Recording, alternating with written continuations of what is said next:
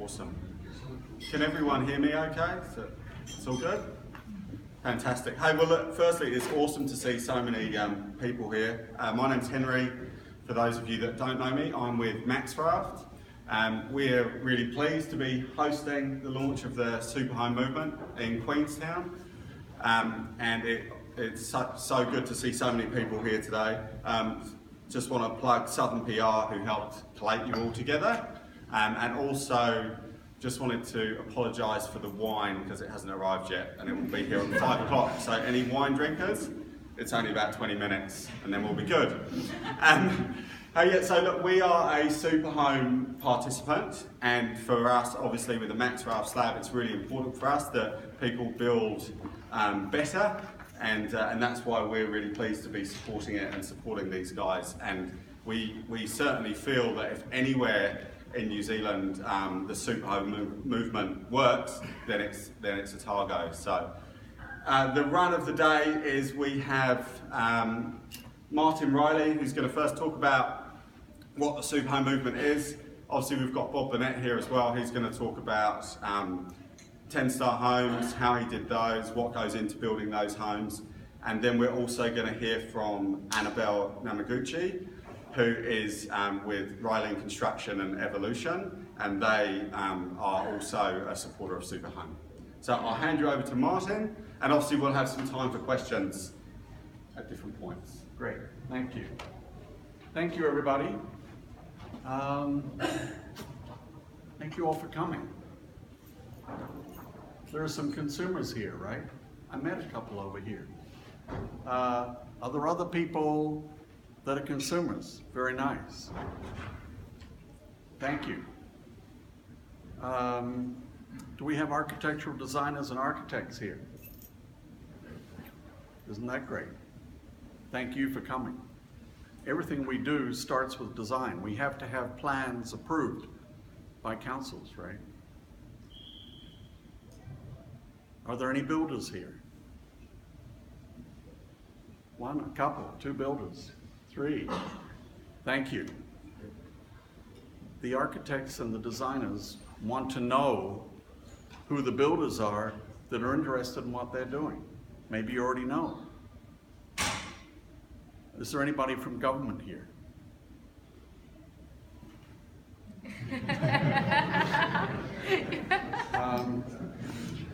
That's okay, but I think it would be good for anybody who knows somebody in government. Maybe they're a little bit occupied yesterday with Nick Smith. I understand he was here yesterday. Did anyone get to see the meeting that Nick Smith had? No. Okay, it was written up in the press this morning anyway. Okay. Is there any other group that I've missed talking about that you would like to be recognized? Oh, suppliers. Oh, Martin Ball. Actually, we've cheated the crowd a little bit because there have been some of our friends that are so interested in this, they've come all the way down from Christchurch. And we've got Matthew from Auckland. Anybody else from Auckland? No. Okay, thank you very much. I'm just going to spend a couple of minutes talking just briefly about the SUPERHOME movement and what we're about, and then I'm going to turn it over, which is really my big job, is to turn it over to Bob Burnett, who you all came to see. Bob being the other founder of the SUPERHOME movement, but I'd say he's the main founder. And he founded it by building 2 homes in Church Square. I won't talk about them, but I will say that by him building them and organizing for both those homes to be used as display homes or show homes, whatever you want to call it,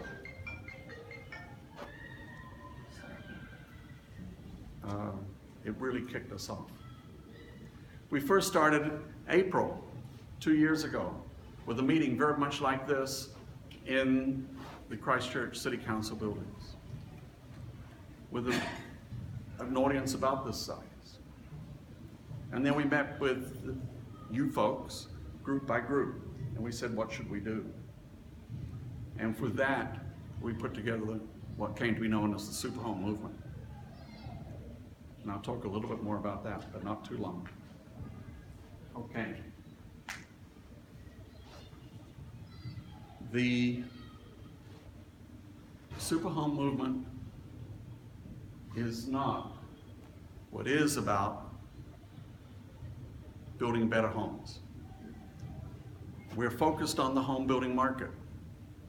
For many people in New Zealand, they're interested in having a better home, but they don't know where to go. Where's a central place they can go to meet all the professionals that want to provide the services, that have the better building techniques? Where do they go? Where do all of you go to get together, to meet each other, and to exchange ideas? I'll tell you that our SUPERHOME movement in Christchurch has been a great help to many people because they're meeting with like-minded people, but they're in different branches of the building trade. I myself, I should introduce myself slightly, I guess. I have a company that does in-slab heating and ventilation and hot water heating, and we're probably going to add solar to that because the solar story is a big story, much bigger than we're made to be aware of in New Zealand. Everybody's got a big story. But I've been challenged by Bob and by others in the SUPERHOME movement to really think about what we're doing. I won't go into that, but I'll tell you that the broadening of my experience in our company's offerings has been greatly accelerated by being active in the SUPERHOME movement. And it means that we can come to consumers like you and you and you, and when we meet with you, we're going to be much smarter than we were a year ago, 2 years ago. You want a better home. Somehow, there are people that are interested in New Zealand in having a better home. They already know that they want something better than what's created by many of the home building companies. And we want to give it to them. But there's many, many different ways that the people can choose to pursue that. We don't know what's the right answer, but we can present a lot of right answers. Okay? I just want to show you quickly a couple of things. This is on Blenheim Road. That truck, and I wish I had a better camera, is plastering along down Blenheim Road. Does anybody know where Blenheim Road is? It's one of the busiest streets in Christchurch. That's housing. That's new housing. That's built by Housing New Zealand. That's south facing. Does everyone see the windows? How would you like your living room to be like that? The sun shines on the other side of that building. The noise for these buildings is on which side? This side. Bob has designed a house or two houses in Church Square in Addington. Those are the two homes I spoke about. This is across, these aren't them. These are some Housing New Zealand houses, look very similar to the other ones, that are built on the other side of Church Square, just about 100 yards away. Those windows are all south facing. That's the ones that don't have plywood in them. Well, that's still south facing, but they don't actually face. The rubbish is in the yard. The rubbish bins are right in front of the front windows. We call that the new slums of Christchurch. They were proudly opened by a prime minister, extolling great virtues. I'm sure the people that designed them are pretty proud of them, but they're an example to us of what not to do. The building code describes the worst house you're legally allowed to build and live in. The superhome movement stands for a completely different set of criteria. The superhome movement is promoting an aspirational way of looking at how you can get your best home that would suit you for a Kiwi lifestyle in New Zealand. We're going to do that, and we do it by learning. We share that learning online with the information that's provided by the participating companies, so that you as the consumers have an opportunity to learn what are the things that excite you. But more than just exciting you, we want you to understand who you can talk to, who's providing these services, who's providing the products, who are the architectural designers and architects who know about these aspects of building your better home. Who are the builders that are building these homes for the designers and for the consumers. And most importantly, perhaps, in the sharing, we have the attitude that we want to be real. We want you to be able to see and experience the buildings that are being built this way.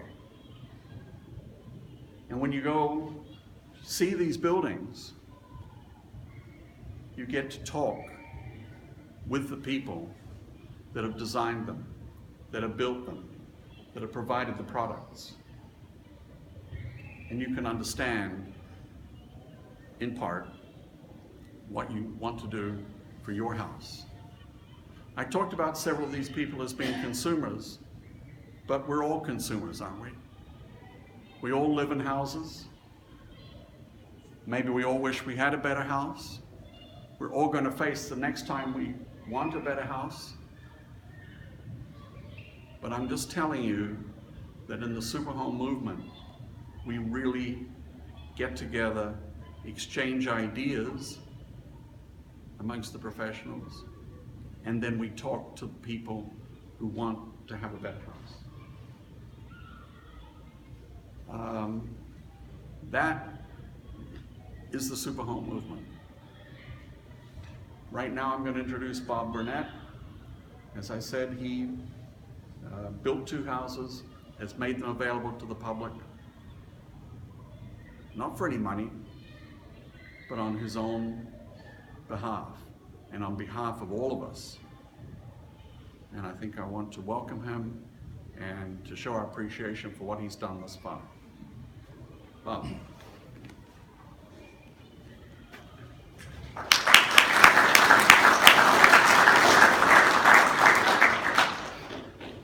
Thanks, Martin. Really, Martin's been a key person in making this happen and get to this point. I call him the godfather of the superhome movement, and without him, maybe it might have happened, but it wouldn't have been as good. So, you know, we can hear the kids next door playing basketball. This is important stuff, and we really need to be doing this for the kids, for our grandkids, because what we build today will be there for 50, 100 years. We've got to look to the future big time, and at the moment we're faced with a building code which is retrospective. It was created in 2004, and it hasn't changed a lot. It hasn't changed enough anyway. Other countries renew their building codes every year or two, a lot of them, the better ones.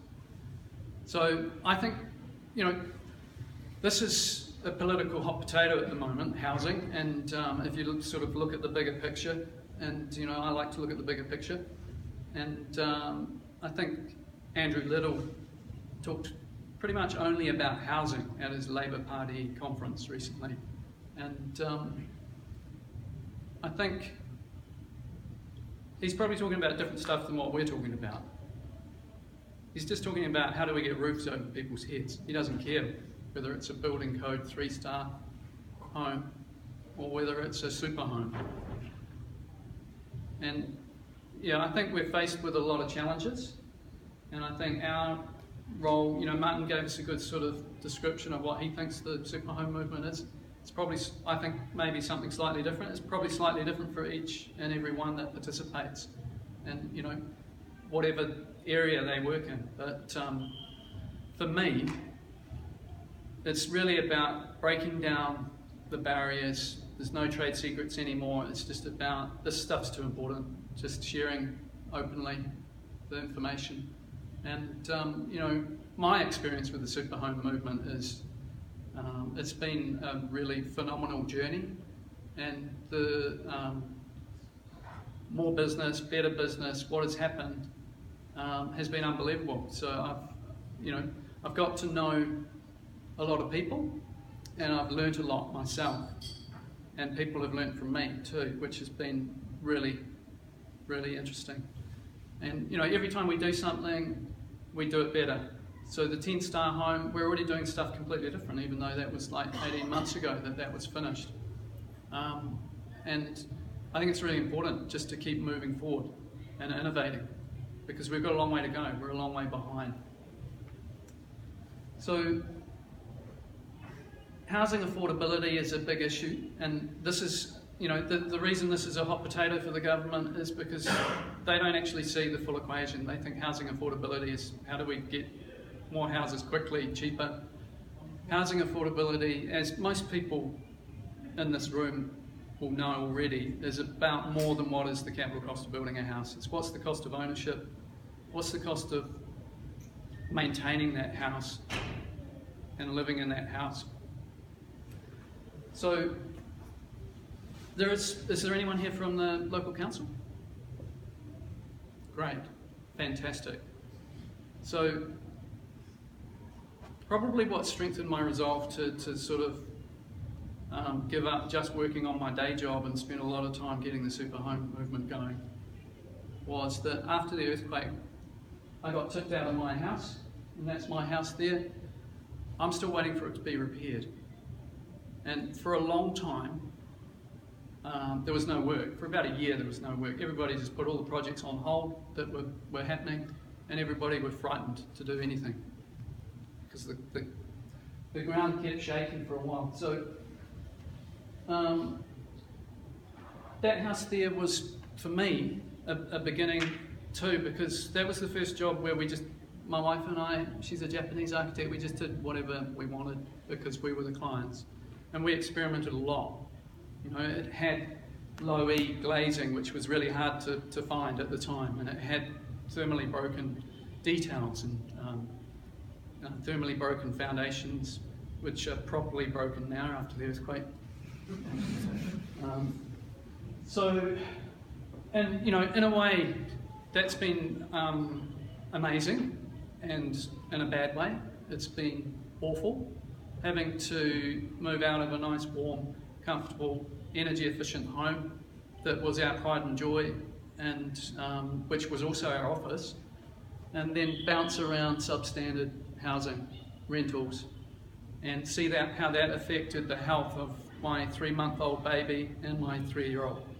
And it was not good. So it really is a health issue. People focus on the dollars and what's your power bill and, you know, what's your payback. It really is a health issue. Health and well-being is something that the government needs to understand. The government thinks that really we're units of production. You know, how much are we going to help the you know, GPD, and you know, how much money can each of us make? And I think they really need to change their focus to thinking on how do we have happy people, healthy people, rather than New Zealand Inc. What's the, you know, bottom line of the spreadsheet? But anyway, that's the end of my party political broadcast, and I won't go on about that. I think, you know, the thing is, most of you people in this room will already be doing good things, because I mean, in this environment here, from what I've seen, you're designing for the environment. you need better houses down here. It's probably a little bit different in up north, where we've got a few more degrees warmer climates and less windy environments and that sort of thing. But yeah, I'm going to talk about the 10-star homes a little bit, and I'm going to talk about the exemplar homes too, because that's really great. And we've done that last year. We're right in the middle of it this year. You probably heard about it. What has been really great with that has been the first of all, the interest from people. We had 3,000 people through the homes over the month of May, Saturday, Sunday, last year. This year it's been solid, but not quite as many. So I think there was a little bit more publicity leading up to it. But it's been a really, really interesting thing to have the participation of Christchurch City Council. And they've stepped up. After the earthquakes, I thought, well, why isn't the local council engaging with the industry and the design professionals to work out how to do better housing?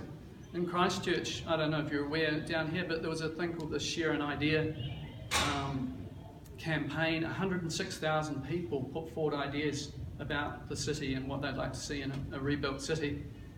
And over, I think, 50% of people said they wanted a green city, they wanted energy efficient buildings and homes. And what we've seen since is pretty much business as usual. And Frank Gehry, I think, is not wrong. And I think what we've achieved in Christchurch we're already launching into Auckland and Wellington with the SUPERHOME movement. It's great to come down here, and we've got people in Dunedin, we've got people in Invercargill, we've got people all over the place that are saying, can we get something going? And throughout the North Island too. So it will happen. It'll take a bit of time for those other regions to get going. We've got more than 50 people in Christchurch because that's where we started. And to have the council support us is a big thing. They're financially contributing to the marketing of the Exemplar Homes Tour. Now, they couldn't support any one individual, anyone's business, practice, company, whatever. They'd be shot. But they can support a group like SUPERHOME Movement, and then everybody else who participates in that group can benefit from that. So it's strength in numbers, and what we can achieve as a group is going to be a lot greater than what we can achieve as individuals. So we're not waiting for the government. We're doing real stuff, concrete stuff from the ground up, but we're also hoping that we will influence the top end. So it's sort of bottom up, top down. And really, there's been a lot of talk in Christchurch. So we're not talking we are talking the talk, but we're also walking the walk and showing people this is how it can be done. So the homes in Church Square, a lot of people watched those homes being built because we made a bit of noise about it, and it got quite a bit of press. Even while it was being built, it was on Campbell Live, it was on TV a few times. And even people that we had never met changed how they were building. That area of Christchurch was quite run down, and it's going through some sort of rejuvenation and being gentrified slowly. And private developers put edge insulation on their foundations, max raft, and they put PVC windows in their buildings because they saw us doing that. And they put rigid air barriers on, and they did a whole bunch of things. And they didn't join the SUPERHOME movement, but that's fantastic because they might later when they want to learn the next new thing. But just we're affecting the mainstream. And we had a meeting like this in Christchurch, and a lot of people came along and learned from what we'd done with that building, and a lot of people visited the site afterwards. So that's where it all started. For me, SUPERHOME movement has been great because I've got to know who the best builders are. So there's now probably 20 builders or so. And when I finish a great design, I know I can go to one of those builders and they will be up to speed. They'll know about Homestar, they'll know about the details that are required to make a proper house. And that's great. And the builders like to be part of the super home movement because they know that they're going to get the best plans and designs from the architects and designers that are part of the super home movement. So we've got this real sort of tight network which is working brilliantly, and then we've got the suppliers as well who are essential to know who the best people are to talk to. So it's slowly becoming a very powerful brand, a quality brand, and people are actually saying, I've got this site, do you think it's good enough to put a super home on here? You know, super home is a real thing. So it's working. For me, it's been a big change because, you know, with the Church Square project, we never did these homes. These are small, compact, affordable, efficient homes. We had been doing homes like the first one that I showed you, my own house. And so this was a way to take some of the learnings that we had discovered on more expensive high-end projects and where appropriate adapt those to mainstream affordable homes. So this home is on a 280 square metre site, 70 square metres footprint, 70 above, 140 square metres, 3 bedrooms, 2 bathrooms. You're welcome to come and have a look at it, by the way, if you make it to Christchurch. We were opening it every Saturday morning, but it's now the first Saturday of every month. But the real opportunity at the moment is to look through the homes that are on the Exemplar Homes tour. And there's 10 homes that are all quite different. And I don't have pictures of them here, but there's brochures on the back table of the homes. And you know, there's a really nice selection of homes, from small homes to large homes, high-end homes to lower budget homes. And I think it is key to be able to show people how to do it better. And the research shows that over 80% of people make a decision about what they build after looking at a show home. And basically what they're looking at the moment is that. There's no doubt about it. And, you know, Martin pointed out those houses, the Housing New Zealand ones. Okay, they weren't watching. And they should have been. I actually think, you know, the government shouldn't own property if they don't know how to do it. They probably should, because we need them to. But they definitely don't know what they're doing. You know, those houses, they've got mouldy curtains and they've got rubbish sitting out. They've just, and you know, that square could have been a beautiful place. One side of it's beautiful. The other side of it still needs a bit more development. And you know, I was looking at buying some sections over there to do the same thing, and that put me off. So they've basically downgraded the whole neighbourhood by putting that there. And you know, those windows on the south side, they're only going to be a heat loss. There's never going to be any sun coming there. We should have stopped doing that. We should have got over that 100 years ago. You know, I'm living in a beautiful 100-year-old bay villa with windows facing south. That's what they did 100 years ago. And we haven't learned the age-old principle of architecture: the sun rises in the east and sets in the west. It's just, yeah, it's dismays me, to be honest. And through doing the Church Square project, probably, or doing the SUPERHOME movement, one of the two, Christchurch City Council asked me to be an expert sustainability advisor for their social housing. And I'd never done social housing. And basically all they wanted me to do in the start was to do a Homestar assessment and appraise an existing design and give them some ideas. And I took a very well-developed design, which had probably thousands and thousands of dollars spent on it on consultants, and I appraised it, and I told them that 90% of the homes, there's no way that they would reach Homestar 6, and they didn't have adequate sunlight access, in this multi-unit development. There was 39 homes, dwellings. Most of it was row housing, multi-unit, and most of it had party walls facing north. So they got a little bit of sun, not much in the morning, because the garage was on that side, and then they got a little bit of sun in the evening. And they were 11 metres long and 3 metres wide. They were like little caves. And how did they think that was going to work? How did they think that was all right? They'd basically just taken an out-of-date plan and just copy and paste around the side. So I risked making myself very popular by saying that that was shit. And I couldn't do it in a meeting with a dozen people, so I did it separately, you know. But anyway, oh, what have I done to this? I've turned it off, sorry. Yeah, so I won't go on about that, but a really successful result from that was they asked me to redesign it. And we redesigned it, we got extra yield for the site. It was a 1 hectare site. We ended up with 39 units instead of 35. Every single home had sun access all day, and almost every room. And it was a complete turnaround.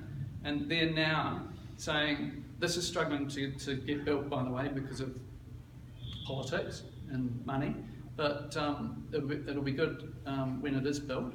It's just a concept at the moment, but they're already touting that as a nationally significant project and a model for private developers to follow. Their standard was Homestar 6 minimum. It's easy, it's not too expensive. We should be doing it. And we need to be doing it because in the building industry, 50% of all raw materials are used by the building industry. 40% of the energy consumption is buildings. Making buildings, use of buildings, a third of our greenhouse gas emissions. We can have zero energy buildings, and we need to do that. There is no plan for that in New Zealand. There is a plan for that in France by 2020, incredibly quickly. There's a plan for that in the States. Well, there might have been before Donald Trump arrived. Don't know. But anyway, this development here, we sort of ended up with some multi-units and a number of standalone and duplex, triplex, fours. But I couldn't help myself. I included one of the 10-star homes. Actually two. So there's a large site here where there was an existing tree. It was an infill development. We need to be doing more of these, by the way, because greenfield developments are not sustainable.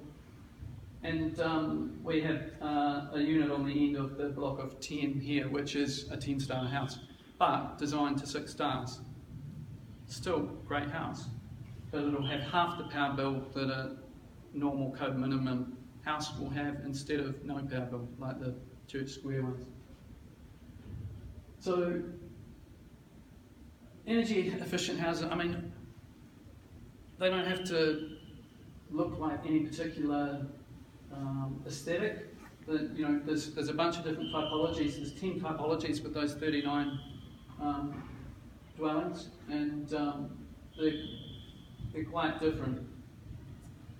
So this house here is a different project, but it's an example of what I think we should be doing, because we've got every room facing the sun, except the garage, but the car's not too worried. And then upstairs, oh, I haven't got the upstairs, but the bedroom, two bedrooms, 2 bathrooms, they're all getting good sunlight access too. So we need more of that, and less of what Housing New Zealand and what the social housing is that we're seeing at the moment. And it's appalling. It's really astounding. And you know, I think we've been really polite so far, and we've been really generous in sharing our ideas, and we're going to have to risk becoming unpopular by pointing out what people are doing wrong. And I'm not going to make any apologies for that, because if it's shit, it's shit. And this is too important, and we really need to cut through and stop that going on. And the government aren't going to do anything about it. You know, I was at a conference in Auckland for medium density housing, which we're going to see a lot more of going forward, last month, and someone from MBIE got up and talked about the building code. It was really dry, and I'm surprised at the end of his talk, nobody put their hand up and said, when are you going to improve the bloody building code, by the way? There was 150 people there, a lot of them should, but you know, I didn't either. But I did ask him at the cup of tea session afterwards, and he said, I think it's just fine the way it is.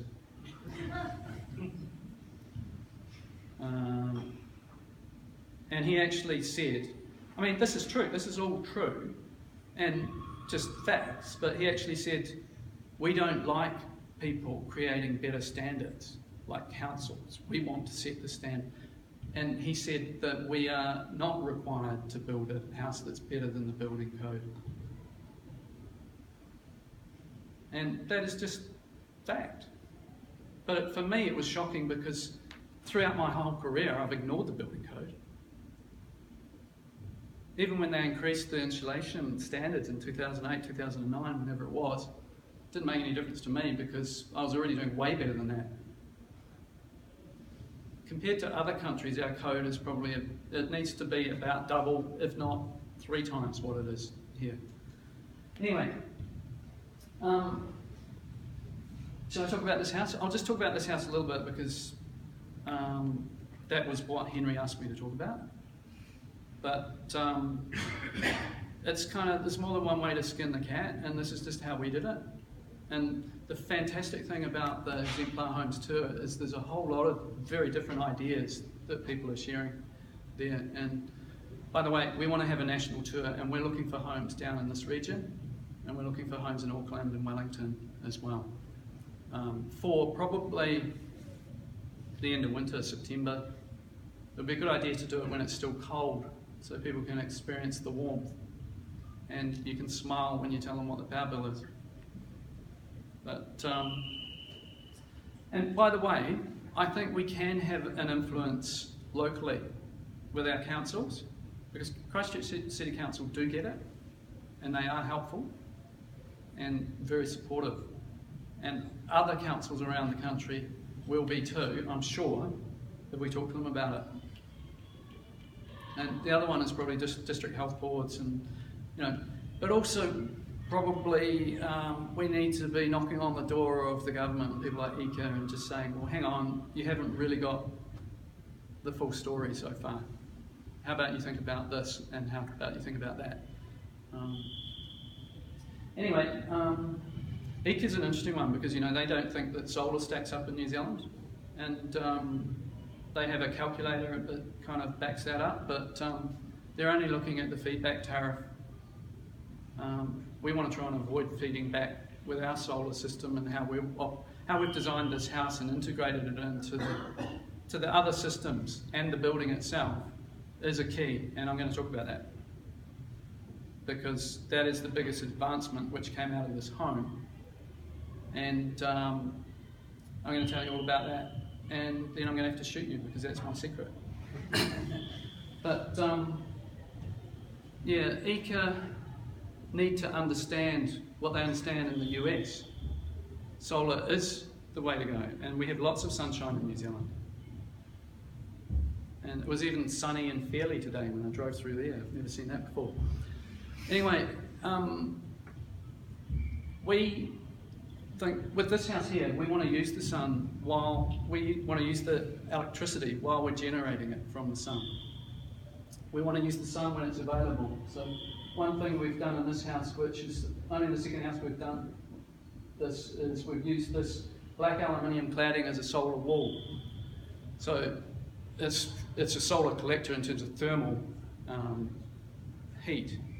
We've also got 18 solar panels on the roof as well, but the way this works is really simple, and it's free.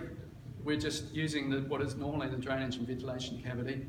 It's 45 millimetres in this case, to draw warm air up that wall, and on a frosty morning, -0, we can get 27 degrees pre-warmed air, fresh air, into our energy recovery unit with a couple of ducts at the top, each side going through to the heat exchanger. That's just pre-warmth. If it's already too warm, then there's a bypass and the air comes in from the cooler south side of the building. So that's an example of something that doesn't cost more, just a bit of ducting. We think every house should have a ventilation system, by the way, so that would be there anyway. And you know, maybe we didn't need that. Maybe we didn't need to do several of the things that we did with this house. But we did it anyway because we were showing off, because we wanted to be a 10-star home and we wanted to get the publicity so that we could do what we've done. So it probably gets to a point where the tail's wagging the dog and you're spending money on things that probably it's not worth doing. So, you know, an 8-star home could be, if you do a good job of it, it could have no power bill. And then just maybe some of the bells and whistles you just leave out for the economic sake of it. But so we've stored energy in the thermal mass of the building. So the concrete here, where the black tiles are, is thicker, and the whole floor is heated with water. So there's 2 houses, by the way. This is a single-story one. There's a website for this project. So there's 30 innovations in these homes. Both of them are 10 stars. I can't go through all of them, but you can look on the website. And if you want to know more, you can talk to me or even come and have a look. But the key thing here is we've got an insulated foundation. Talk to Henry about that. But we're putting water through the floor, and with Martin's EcoMaster heating system, we're also heating the hot water cylinder, so it's a dual system. So this wouldn't work, by the way, unless we had thicker walls and we had high-performance European-style windows and we weren't leaking a lot of heat. But we're heating this house with just a very low temperature, sort of early 20s, and so it's very gentle. And most of the time it's just heating the hot water, unless the thermostat tells it that there's some space heating required. And it doesn't work at all after dark, so there's a daylight sensor. So we're basically only heating the water while we're generating power. And the house is good enough that it stays warm until the next morning with no heating all night. So the fact that we've got an energy efficient house and we only need, say, 20-something degrees water instead of 30, 40 degrees water means that our equipment is much smaller and cheaper. So we put more into the building. Insulation's cheap. Better windows, it's worth doing. And then we spend less on the plant. So the heat pump is a 1.1 kilowatt input heat pump, and it produces 4 kilowatts of hot water. That's just normal. So we're taking, that's what heat pumps do. We're taking 1 kilowatt of solar energy, converting that into 4 kilowatts of hot water. First of all, it goes into, only during the day, first of all it goes into the hot water cylinder, which is bigger than normal and has a special new type of heat exchanger coil in it. So water is a great storage medium for thermal energy. Concrete is too, but not so much. But we're pumping the hot water from the heat exchanger coil through the floor so that we heat the floor. So the floor is just a big, giant, gentle radiator. And all of that's free.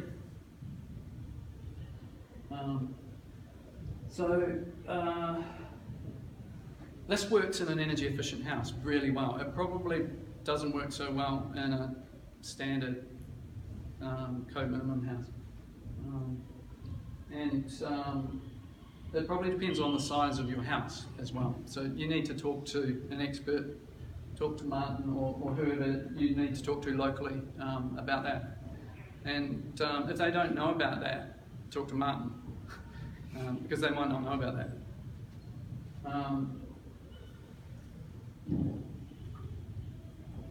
So we're collecting the rainwater, we're recycling the grey water, we've got energy drains on the showers. Some of these things are expensive, some of them are not. The energy drains on the showers were cheap. Rainwater collection is cheap, grey water a little bit more, but this was the first house we did the grey water, but we're now doing it for clients, and clients are requesting it. And at the moment, water's free in Christchurch, and it's beautiful. But that's not always going to be the case, so they're thinking ahead. So I don't have time to go through all the details, but the ones that I like to talk about, I've already talked about the slab, really important, especially if you're heating it, and the walls.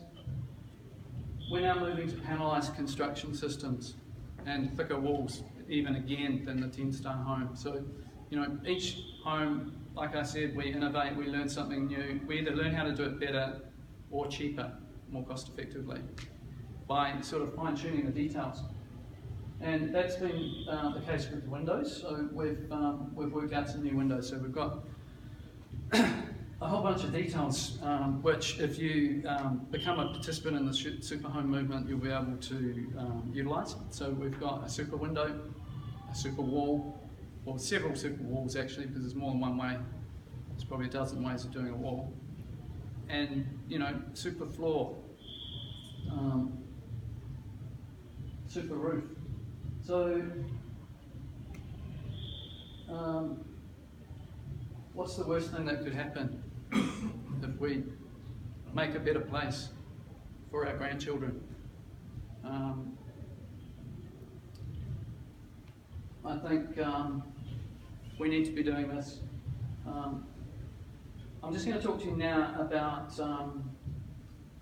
the next house, and I'm jokingly saying this is the 11-star house. I don't know if you've seen Spinal Tap where the Marshall guitar amps go to 11, but we've gone to 11.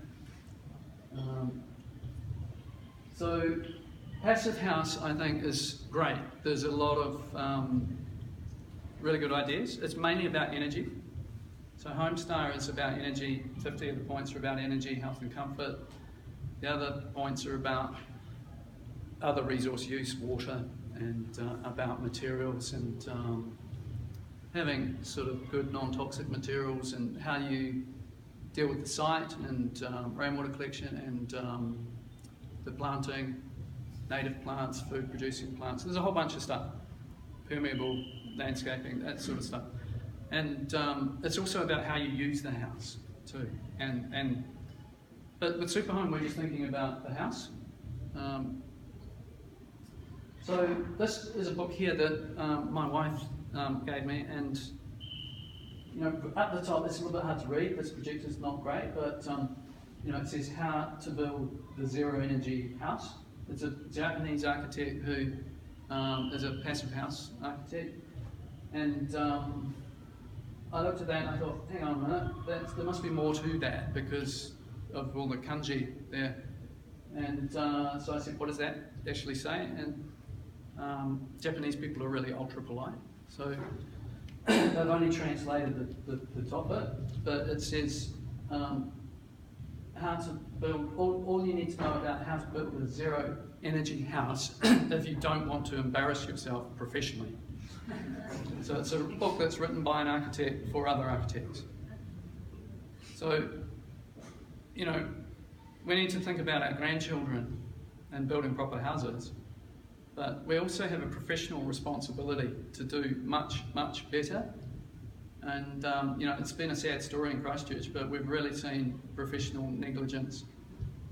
And we've actually seen a lot of professionals just pissing in the pockets in insurance companies, sadly, and they have been appalling.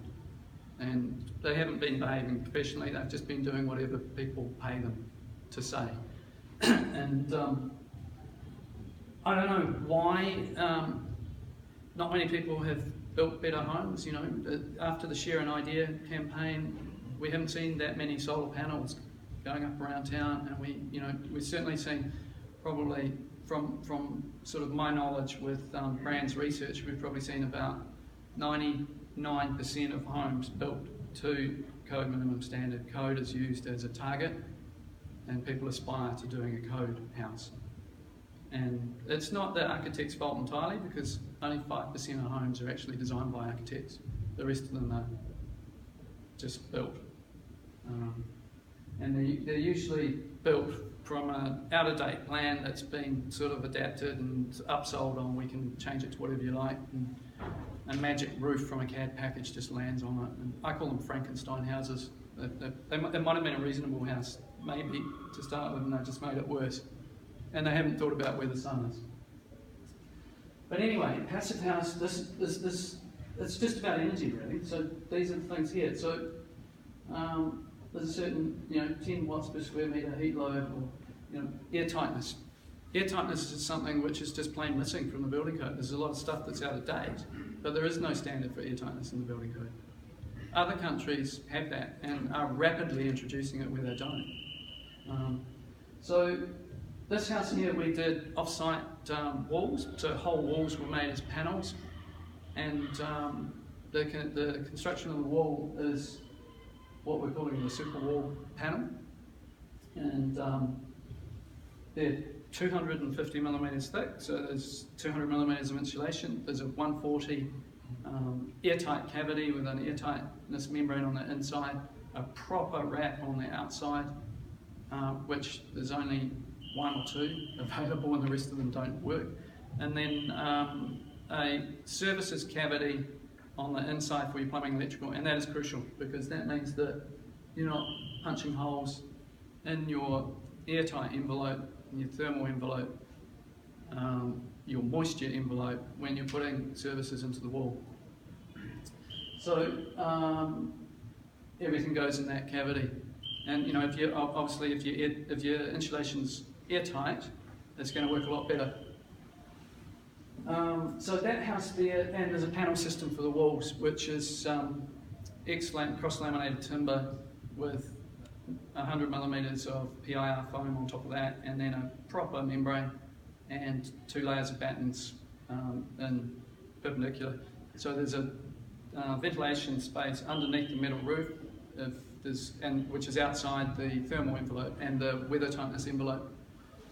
So that house went from slab down to roof on in 2.5 days. So slab went down on Saturday, lots of trucks arrived on Tuesday with the walls, the roof, the windows, steel beams.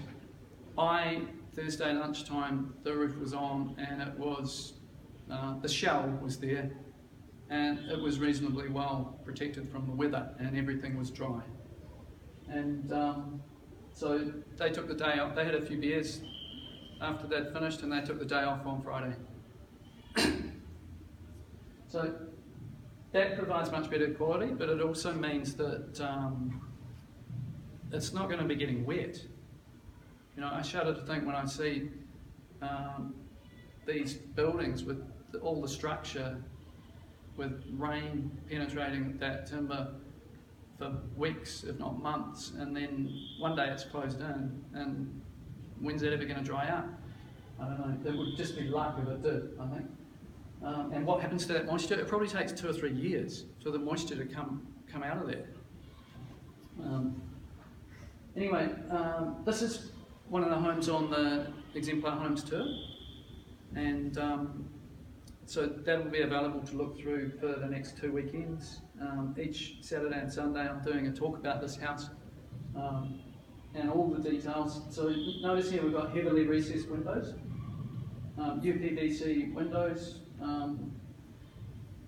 The jobs that we're doing, this is the interior of that house. So the jobs that we're doing, our go-to windows are PVC frames, and the way we've detailed them, we're overlapping the frame with the cladding so it looks finer. So one of the sort of arguments from a lot of designers and architects is they look chunky, but if you detail it well and you return the windows, the claddings back into the opening, you can lessen the amount of frame. So that's part of the super window detail. The key thing is we're recessing it. So how many people recess their windows here? Okay, it's not surprising because most people just follow the building code detail, and the reason for that is that they're shit scared of liability and leaky buildings, and we've had this knee-jerk reaction to the leaky building syndrome where we've sort of just thought about that and we haven't thought about energy efficiency at all. So I'll get to the windows, but you know, it's standard practice in overseas countries to recess the windows. It's standard practice in New Zealand to have them flush, overlapping the cladding in the cold, sometimes wet drainage and ventilation cavity. And there's a highway of thermal bridging there. So better windows, but we need to look at where we're putting the windows and how we're installing them. So I mean, this design here, it's got a nice quality of light, and it's got a large overhang on the roof. Some things we've done better than the 10-star home, so and some things we've left out. So it's probably 8, a good healthy 8, and possibly a 9 if I had some records and receipts for how the waste was managed. It could be a 9, but we didn't know if we were going to go ahead and get a proper rating, so we didn't do that. But anyway, it's a better house than the 10-star house, and it's it's a different house. It's it's obviously more architectural. The 10-star house is a 2.4 ceiling, so wherever possible we try and have some variation in ceiling height, which is what we've done here.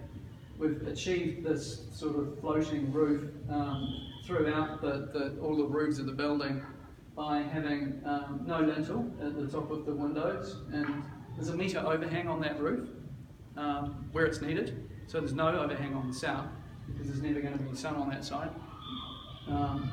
But we've got an overhang in 2 directions and steel, box section steel that provides a little bit of additional support. The panel is very strong in its own right.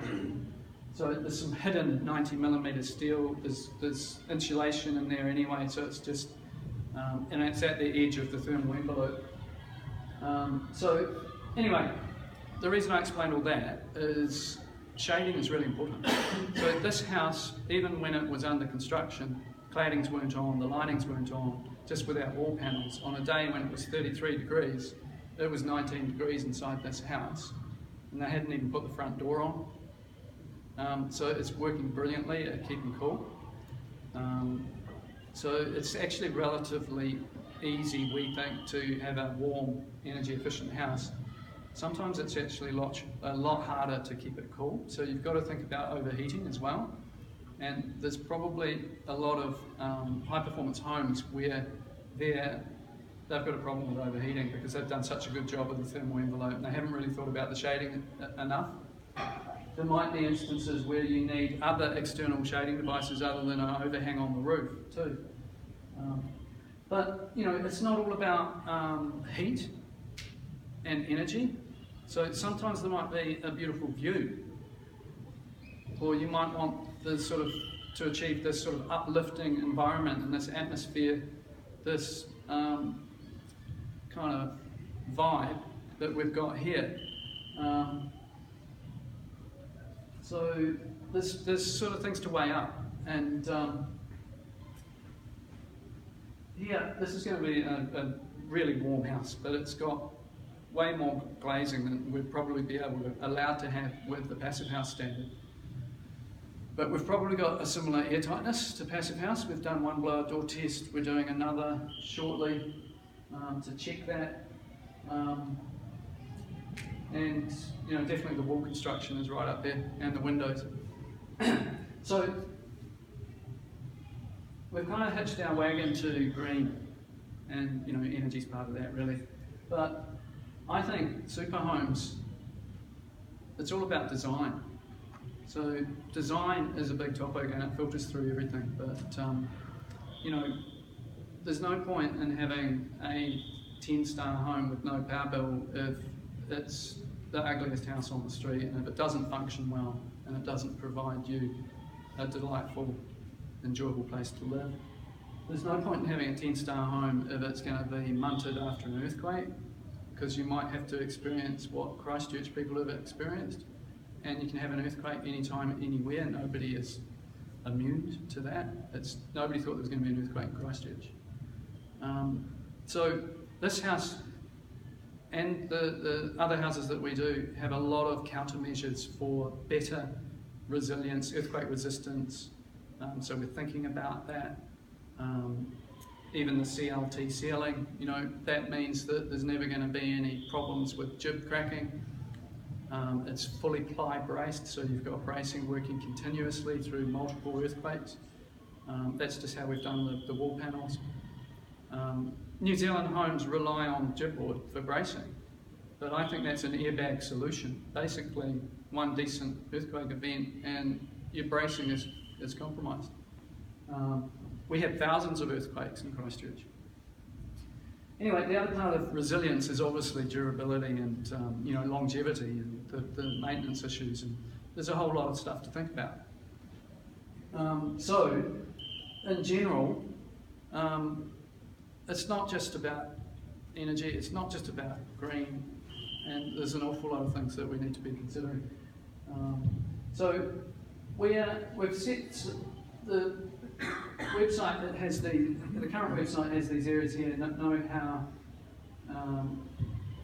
learn how, know who. So learn how is the participant companies. Know who is the participant companies in the various regions. And learn how, that's going through a revamp at the moment, and we've created a thing called a guide to creating a super home, and that is really consumer focused and sort of in layperson's language. And then we've also got a detailed library where there's more, if you want to delve deeper into the technical stuff, there's more information, and there's also drawings, CAD drawings of the super window, super wall, etc. So that is very valuable information, and that's all going to be linked. These are some details of the super wall. I've already described that, the window. So that is all going to be linked to what we're calling a dashboard.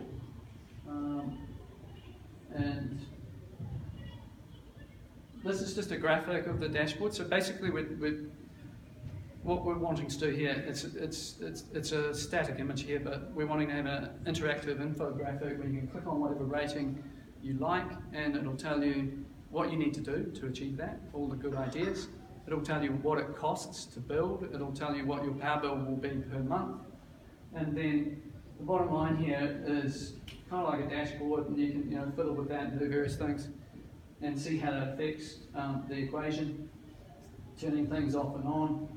And we've added to that a mortgage calculator. So what would happen if you did have an 8, 9, 10 star house with no power bill, and what would happen if you put what you'd normally spend on your power per month onto your mortgage instead? How would that affect your situation?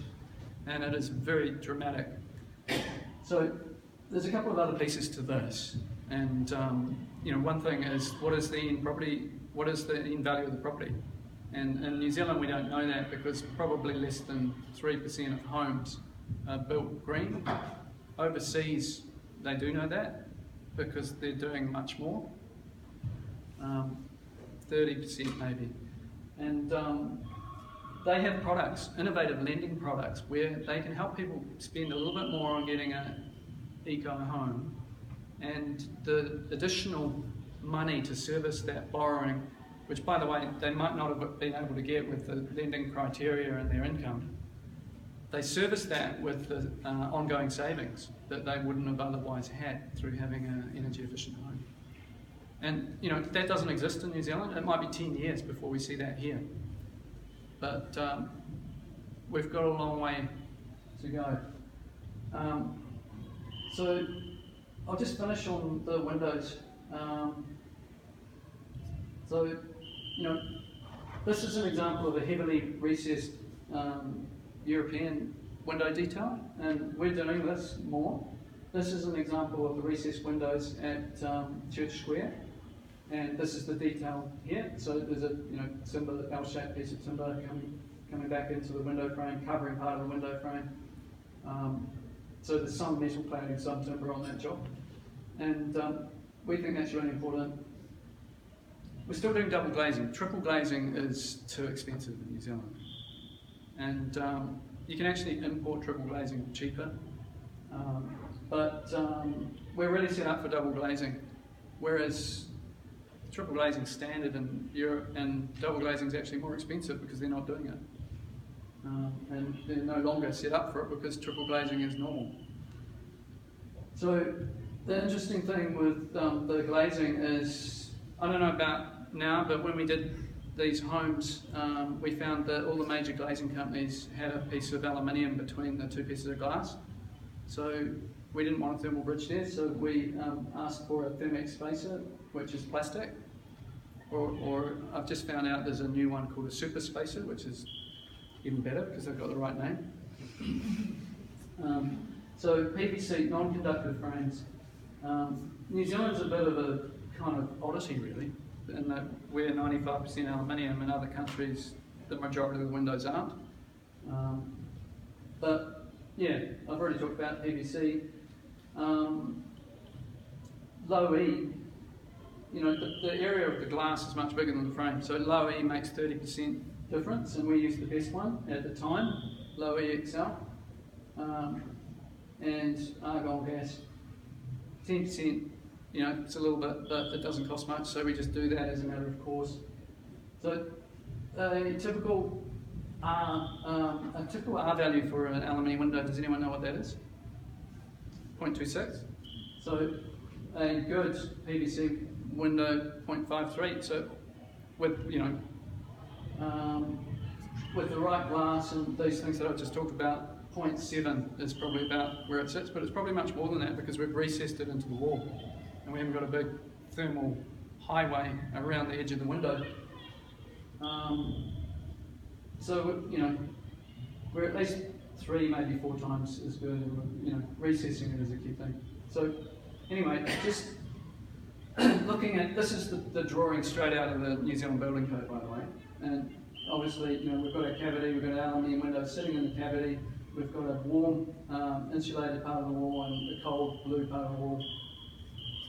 So what makes matters worse is we've got this massive warm support bar here, which is a big chunky piece of aluminium, which is another big heat sink, cold sink, whichever way you want to look at it. And you know, we've got a drainage channel at the bottom to take the condensation that runs down the window, and holes drilled through that to the outside. So that's what I call a leaky bucket. And when that was introduced probably 15 years ago, it was probably already out of date compared to, it would have been out of date with best practice overseas, or even just standard practice overseas. So we recessed the windows. There's no support bar required because it's structurally supported on the frame instead of hanging out in the cavity. And yeah, it's not rocket science. And you know, we're probably 25, 30 years behind with that thinking on how we're doing windows. Anyway, what have I missed? I think I haven't missed anything. Shall we have, oh, there's a nice photo to finish on where Max Raft talk about edge insulation. So it's a good idea to heat the house rather than heat the garden. Or if you wanted to, you could plant your tomatoes there or your citrus. That might be quite good if you've got shitloads of money to burn. Anyway, thanks to Max Raft. They made this happen.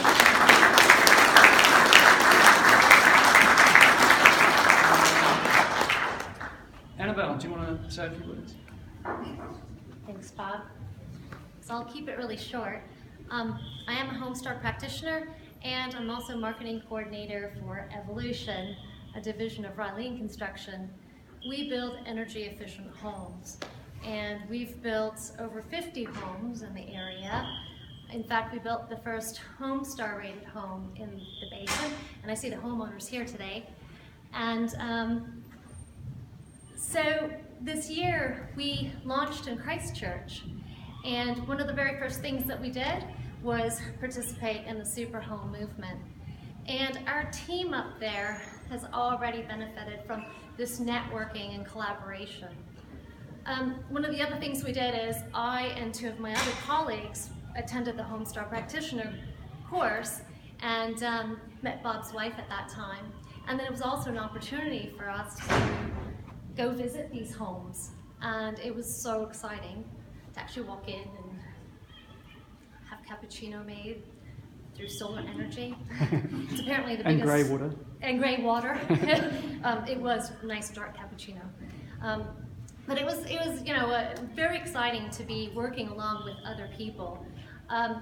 Here in Queenstown, we had been looking for an opportunity to collaborate, particularly because we do get our homes Homestar rated as a means of giving some, we hope, added value, added return on the investment that's initially put in, and also an independent standard by which we can judge whether we're achieving those aims that we're going for.